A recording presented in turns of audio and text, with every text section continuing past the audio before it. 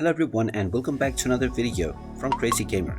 In this video, I'm going to show you how to change your player number within the FIFA Mobile game. So let's get started right away.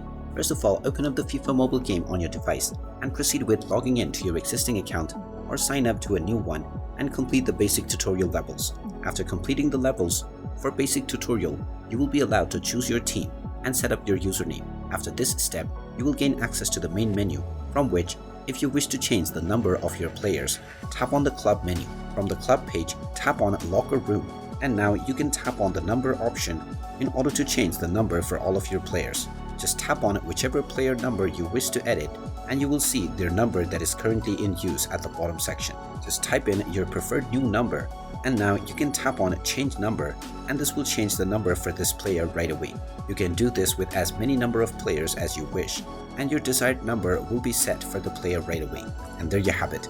That is how easy it is to change your player number on the FIFA mobile game. If you find this video helpful, make sure you hit that like button and subscribe to our channel if you haven't done so already. Also ring that notification bell to never miss another update from us. Thank you for watching and I will see you again in the next video.